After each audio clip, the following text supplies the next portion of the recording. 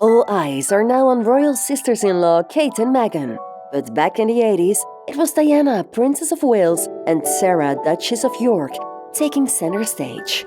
The two women had a complex relationship, as rivals, best friends, and everything in between. They didn't speak to each other for a year just before Diana's death, all because of a nasty gossip about Diana's feet. More to come next. Welcome at Princess Diana the channel. Don't forget to like and subscribe and spread the love in the comments below. How did Di and Fergie meet? Their friendship actually started long before they were both members of the royal family, as the two women were fourth cousins. Their mothers were also in school together, and they had known each other since early teens. Although they only became close after they reconnected in 1980, they shared a lot of the same friends, and soon they were having lunch together every week. 2 weeks before Diana's wedding to Prince Charles in 1981, the BFFs were hanging out at the Cowdray Park Polo Club. It was Diana who brought Fergie into the royal fray when she invited her ginger friend to a glittering party at Windsor Castle. Sarah found herself seated next to Prince Andrew. Fergie and Andrew hit it off, and within days they were a couple.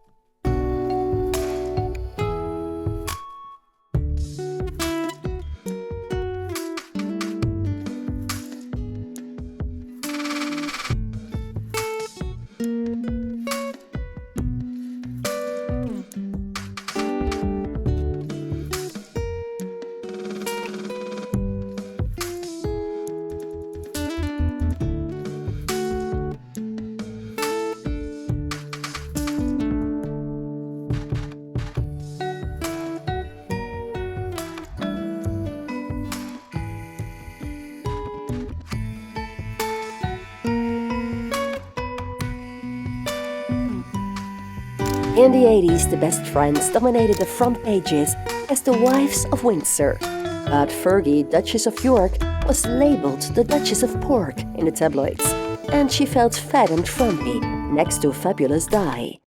In between their various royal duties, Diana, Charles, Sarah and Andrew frequently took holiday ski trips in Gloucester, Switzerland, and it seemed Fergie and Diana had much more fun than the boys. One reason why they were seen laughing together? The Duchess said the Princess of Wales had one of the quickest wits, and that nobody made her laugh like Diana did. Braving the waves together on Derby Day, always partners in crime, making sure their fashionable hats didn't fly away. They were absolutely making fashion statements together. Royal fans know Diana left an everlasting mark on fashion, but right alongside her was Sarah, who also was a big fan of vibrant colors and big hats.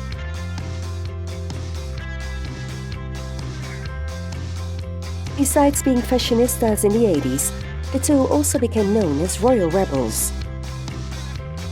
At the 1987 Ascot, they were caught laughing and poking well-dressed guests with their umbrellas. They also spoke a lot about mental health problems and about their relationships. But Diana started to feel a bit insecure around Fergie. Charles once told her to be a bit more like Sarah, just jolly, not being miserable all the time. Later, they connected over motherhood.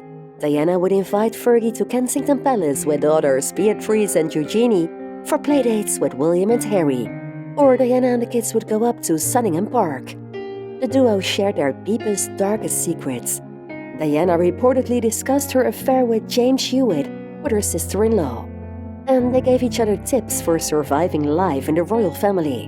When their respective marriages ended, they supported each other.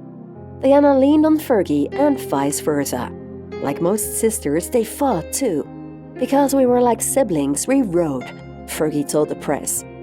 Before the release of Sarah's first book, My Story, in 1996, Diana told her former sister-in-law not to include any gossip about her. But Sarah was quoted as saying she got a viral foot infection after wearing a pair of shoes she borrowed from Diana. At the time of Diana's tragic death in 1997, it was reported that the pair had not been on speaking terms for a year. Fergie says she believes that if Diana were still alive, she'd be splitting her time between the UK and California. She would be so proud of her two sons and their wonderful wives, and no doubt enjoying being a granny. Thank you for watching. See you next time.